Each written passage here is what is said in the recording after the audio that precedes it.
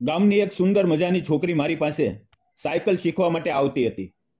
એક દિવસ સાયકલ શીખવતા શીખવતા હું તેને મારી વાડીએ લઈ ગયો. ત્યાં મોટું બદામનું ઝાડ હતું. મેં તેને બદામ ખાવા માટે આપી. મિત્રો, આજે વાડીએ કોઈ નહોતું. અને જ્યારે એવું બન્યું કે તો નમસ્કાર દોસ્તો, મારું નામ વિનોદ છે. હું 30 વર્ષનો છું. મેં બીકોમ કર્યું છે, પણ મને ક્યાંય નોકરી નહોતી મળી. ઘણી જગ્યાએ ઇન્ટરવ્યૂ આપ્યા, પણ દરેક જગ્યાએથી નિરાશા જ હાથ લાગી. આખરે મેં નોકરીનો વિચાર જ છોડી દીધો. ખબર નહોતી કે હવે આગળ શું કરવું.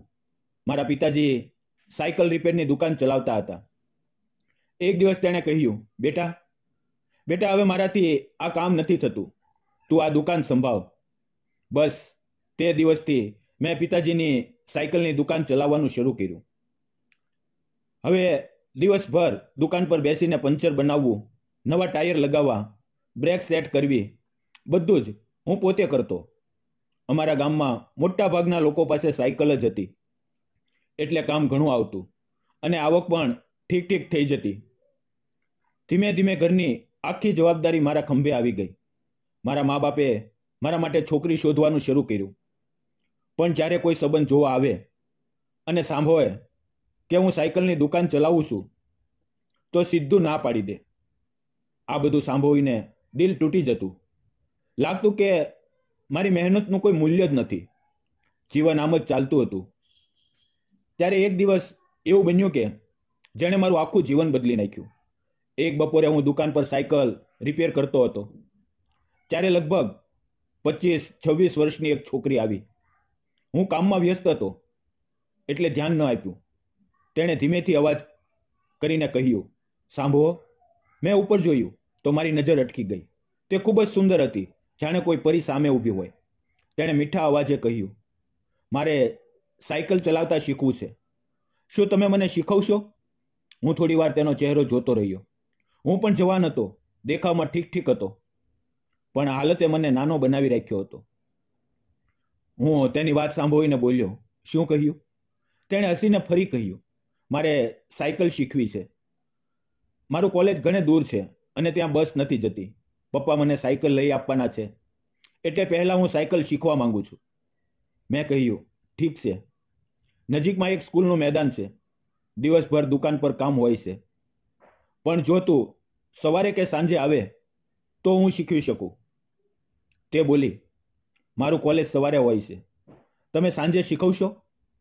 મેં કહ્યું, હા. સાંજે 5:30 વાગ્યે સ્કૂલના મેદાને આવજે. તેણે પૂછ્યું, તમારું નામ શું છે? હું તમને શું કહીને બોલાવું? મેં કહ્યું, મારું નામ વિનોદ છે. પછી મેં પણ પૂછ્યું, અને તમારું નામ? તે હસીને બોલી, મારું નામ કરિશ્મા છે. મેં હસતા હસતા કહ્યું, કરિશ્મા કપૂર તો નથી ને? આ સાંભળીને તે જોરથી હસી પડી. મેં પણ હસીને કહ્યું, મજાક કરી. તું કાલે 5:30 વાગ્યે આવજે, હું ત્યાં હોઈશ. તે જમાનો જૂનો હતો. ત્યારે બહુ ઓછા લોકો પાસે સ્કૂટર કે બાઇક હતા. મારી પાસે તો ફક્ત એક સાયકલ હતી. પણ તે દિવસથી કરિશ્મા મારા દિમાગમાંથી નહોતી નીકળતી. આખો દિવસ બસ તેના વિશે વિચારતો. ક્યારેક સાંજ થશે અને ક્યારે હું તેને સાયકલ શીખવીશ. ન ખાવામાં રસ હતો, ન ઊંઘ આવી. કોઈ રીતે રાત્રે 3 વાગ્યે ઊંઘ આવી અને સવારે 7 વાગ્યે ઉઠી ગયો. થોડી ખેતી હતી, ત્યાં પાણી આપવા ગયો. પછી ઘરે પાછો આવીને 10 વાગ્યે દુકાને બેસી ગયો. સાંજે 5:25 હું સ્કૂલના મેદાને પહોંચી ગયો. થોડી વાર પછી કરિશ્મા દૂરથી આવતી દેખાય. જેમ જેમ તે નજીક આવતી, મારા દિલની ધડકન વધતી ગઈ. હું વિચારતો હતો, કોઈ છોકરીને સાયકલ કેવી રીતે શીખવાય? મેં તેને સમજાવ્યું, પહેલાં હું ચલાવીને બતાવું, તું જો. મેં બાળપણમાં શીખ્યું હતું તે રીતે બતાવ્યું. પહેલાં એક પેડલ પર પગ રાખીને સાયકલને ધક્કો માર્યો, પછી બીજા પગથી પેડલ ચલાવ્યું. મેં કહ્યું, શરૂઆતમાં તું આમ અડધું અડધું પેડલ મારીને એક ચક્કર લગાવ. ધીમે ધીમે બેલેન્સ આવી જશે. તેને આ બધું ખૂબ ગમ્યું. પછી મેં કહ્યું, હું સાયકલને પાછળથી પકડું છું, તું બસ પેડલ ચલાવ. તેણે સાયકલ હાથમાં લીધી, પહેલું પેડલ માર્યું, ધીમે ધીમે આગળ વધી. પણ શરૂઆતમાં તેનું બેલેન્સ ન રહ્યું. થોડા પેડલ મારતા જ સાયકલ નમવા લાગી. હું પાછળથી દોડીને આવ્યો સાયકલને એક બાજુથી પકડી, પણ બેલેન્સ ન બન્યું. આગળ એક નાનો ખાડો હતો. હું સમજી ન શક્યો કે શું કરું. મેં સાયકલને મારી તરફ ખેંચી અને અમે બંને જમીન પર પડ્યા. હું નીચે હતો અને તે મારા ઉપર. સાયકલ એક બાજુ પડી હતી. તે પહોળે અમારી નજરો મોવી. તેના ચહેરા પર થોડો ડર અને ગૂંચવણ હતી. મારી આંખોમાં ચિંતા અને કાળજી હતી. તેને કંઈ થયું નહોતું, પણ મારા હાથે હળવી ચોટ લાગી હતી. અમે ધીમે ધીમે ઊભા થયા. મારી કોણીમાંથી થોડું લોહી નીકળતું જોઈને તે ગભરાઈ ગઈ. તેણે તરત કહ્યું, અરે, તને તો ઘણું લાગ્યું. તેણે ઝડપથી પોતાની ઓઢણીનો નાનો ટુકડો ફાડીને મારા ઘા પર બાંધી દીધો. હું તેની સામે જોતો હતો. તેના ચહેરા પર ડર અને ચિંતા ઝળકતી હતી. મેં હસીને કહ્યું, અરે, કંઈ નથી થયું, બસ થોડું છોલાયું છે.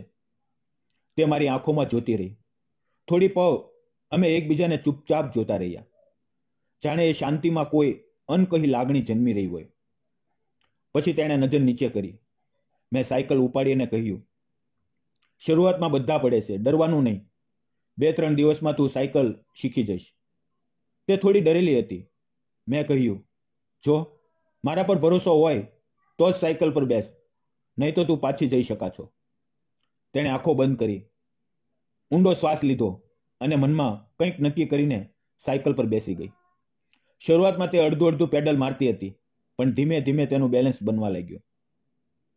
થોડી ડગમગાટ હતી, પણ તેના ચહેરા પર ખુશી ઝળકતી હતી. તેને ખુશ જોઈને મારા દિલને ખૂબ સુકૂન મળ્યું. તે ખૂબ ખુશ હતી, કારણ કે તેને હજી સુધી સાયકલ ચલાવતા નહોતું આવડતું અને આજે તે ધીમે ધીમે શીખી રહી હતી.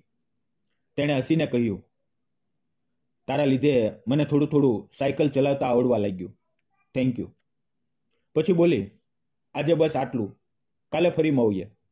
મેં કહ્યું, ઠીક છે, હું કાલે અહીંયા આવીશ. તે થોડે દૂર ગઈ, પછી પાછું વળીને હસી, અને તે હાસ્ય મારા દિલમાં ઉતરી ગયું.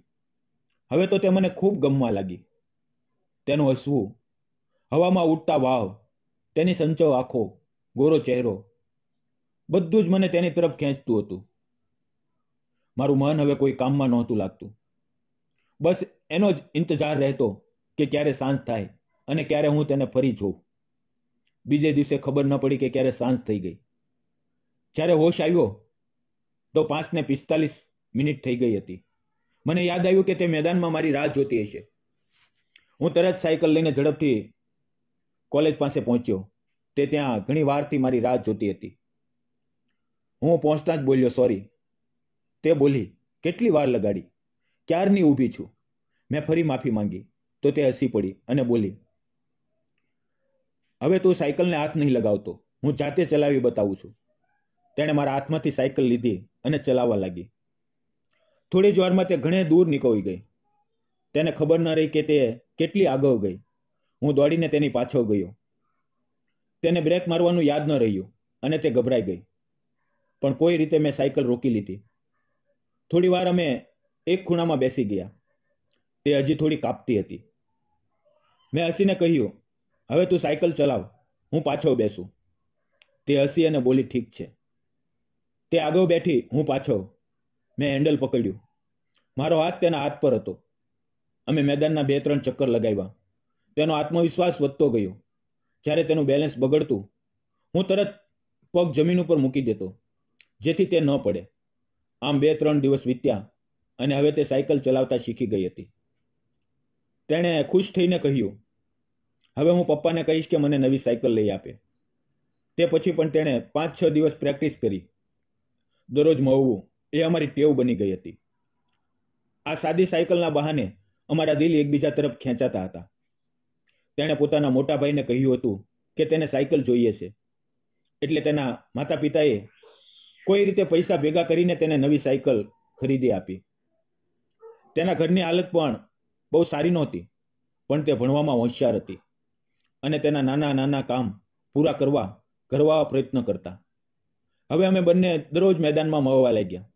તેને હવે સાયકલ ચલાવતા સારું આવડવા લાગ્યું હતું. એક દિવસ સ્કૂલની રજા હતી, એટલે તેણે હસતા હસતા કહ્યું, ચાલ, આ રવિવારે આપણે સાયકલ ઉપર ક્યાંક દૂર ફરવા જઈએ. મેં કહ્યું, કેમ નહીં. ચાલ આપણે મારા ખેતરે જઈએ, તે અહીંયાથી લગભગ 3 કિલોમીટર દૂર છે. કાલે સવારે 10 વાગ્યે આવજે, અને હા, ખાવાનો ડબ્બો પણ લઈ આવજે. બીજે દિવસે ઠીક 10 વાગ્યે તે સાયકલ લઈને મારી દુકાને આવી. હું પણ મારી સાયકલ લઈને તૈયાર હતો. અમે બંને સાયકલ ઉપાડી અને ખેતર તરફ ચાલ્યા. રસ્તામાં તે ખૂબ સુંદર લાગતી હતી. સાયકલ ચલાવતી વખતે તે વારંવાર મારી તરફ જોતી અને હસતી. હું પણ તેને જોતો અને હસતો. તે 3 કિલોમીટર સુધી વિના અટકે ચાલતી રહી. તેને હવે બ્રેક મારવી, ઘંટી વગાડવી, પેડલ ચલાવવું બધું આવડી ગયું હતું. ખેતરે પહોંચીને અમે એક બદામના ઝાડ નીચે બેઠા. અચાનક તેણે ઉપર જોયું અને બોલી, અરે બદામ લાગી છે, મારે બદામ ખાવી છે, મને તોડી આપને. મેં હસીને કહ્યું, ઠીક છે, પણ બદલામાં તું શું આપીશ? તે બોલી, તું જે કહે તે. મેં હસતા હસતા કહ્યું, જોજે ફરી ના જતી. હું ઝાડ પર ચડી ગયો. પાકી બદામો તોડી અને નીચે ઉતર્યો. અમે ઝાડ નીચે બેસીને બદામ ખાવા લાગ્યા. બદામ ખાતા ખાતા તેના ચહેરાના હાવભાવ જોઈને મને ખૂબ મજા આવતી હતી. મેં તેને મારી 2 એકરની ખેતી બતાવી. તેને મારી મહેનત અને સાદગી ખૂબ ગમી. થોડી વાર પછી અમે પાછા ઝાડ નીચે બેસી ગયા. તેણે ડબ્બો ખોલ્યો. તેણે મારા માટે ગવારનું શાક અને રોટલી બનાવ્યા હતા. તેનું બનાવેલું ખાવાનું ખૂબ સ્વાદિષ્ટ હતું. ખાતા ખાતા તેણે હસીને કહ્યું, મને તારા લીધે જ સાયકલ શીખવાનો મોકો મળ્યો અને આજે આટલો સુંદર દિવસ જોવા મળ્યો. અમારી નજરો ઊંડે ઉતરી ગઈ. આસપાસ કોઈ નહોતું. ફક્ત ખેતરમાં હવાની સસરાટી હતી. તેણે મારો હાથ પકડી લીધો અને બોલી, તું ખૂબ સારો માણસ છે, તારું દિલ સાચું છે, મને તું ખૂબ ગમે છે. બીજો કોઈ હોત તો કદાચ ખરાબ વર્તન કરત, પણ તે ક્યારેય એવું ન કર્યું. તું ખરેખર અલગ છે, મને તારી સાથે પ્રેમ થઈ ગયો છે. આ વાત સાંભળીને હું થોડી વાર માટે સ્તબ્ધ થઈ ગયો. પહેલી વાર કોઈ છોકરીએ મને આવી રીતે દિલની વાત કરી હતી. મેં તેનો હાથ પકડ્યો, તેની આંગળીઓને સહેલાવી. અમારી નજરો એકબીજામાં ખોવાઈ ગઈ. એ દિવસે પહેલી વાર અમે એકબીજાને દિલથી અનુભવ્યા. એ પળ જાણે થંભી ગઈ હતી. થોડી વાર પછી જ્યારે અમે હોશમાં આવ્યા તો અમારા ચહેરા પર શાંત હાસ્ય હતું. જાણે અમે જીવનનું સૌથી સાચું સુખ પામી લીધું. એ દિવસથી અમારું જીવન બદલાઈ ગયું. અમે એકબીજા વગર રહી નહોતા શકતા. ખેતરમાં, ગામના રસ્તાઓ પર અમે હંમેશા સાથે હતા. ધીમે ધીમે અમારો સંબંધ વધુ ગાઢ થતો ગયો. પણ અમે આ બધું છુપાવતા હતા, કારણ કે સમાજની વાતો અને લોકોની વિચારસરણીનો અમને ડર હતો. આખરે અમે નક્કી કર્યું કે હવે અમારે લગ્ન કરવા જોઈએ. શરૂઆતમાં તેના ઘરવાળાઓએ થોડો વિરોધ કર્યો, પણ જ્યારે તેમણે મારો સ્વભાવ અને સાદગી જોઈ તો તેઓ માની ગયા અને અમારા લગ્ન થઈ ગયા. લગ્ન પછી મેં તેને આગળ ભણવા દીધી. તેણે ભણવાનું પૂરું કર્યું અને બેંકમાં નોકરી મળી. હવે તેનો પગાર સારો છે અને અમારું જીવન ખૂબ સુંદર રીતે આગળ વધી રહ્યું છે. અમારી સ્થિતિ સુધરી ગઈ અને આજે અમે બંને ખૂબ ખુશ છીએ. જ્યારે અમે પાછો જોઈએ છીએ ત્યારે એ સાયકલ શીખવાનો દિવસ યાદ આવે છે. જ્યારે એક નાનકડી મદદે અમારું જીવન બદલી નાખ્યું. દોસ્તો, પ્રેમ ક્યારેય, ક્યાં અને કેવી રીતે થાય એ કોઈ નથી જાણતું. ક્યારેક એ સાયકલ શીખવા જેવી નાની પળોમાં જન્મે છે. પ્રેમ બતાવવા માટે મોટી મોટી વાતોની જરૂર નથી. બસ સાચા દિલથી કરેલી મદદ અને સાચો ઈરાદો પૂરતો છે. દરેક સંબંધમાં પ્રેમ અને સન્માન રાખો. કદાચ એ જ તમારું જીવન હંમેશા માટે બદલી નાખે. આ વાર્તા તમને કેવી લાગી કોમેન્ટમાં જરૂર જણાવજો. જો સારી લાગી હોય તો વિડીયોને લાઈક, શેર અને ચેનલને સબસ્ક્રાઇબ કરવાનું ન ભૂલતા. ફરી મળશું મિત્રો આવતીકાલે. ત્યાં સુધી તમે તમારું ધ્યાન રાખજો. અને મિત્રો, જતા જતા આપને જણાવી દઉં કે આ વાર્તા કાલ્પનિક હતી. તેનો કોઈ પણ જાતિ, ધર્મ કે સમાજ સાથે સંબંધ નથી. આ વાર્તા ફક્ત મનોરંજન અને શૈક્ષણિક ઉદ્દેશથી બનાવવામાં આવી હતી, તેથી અન્યથા ન જોશો.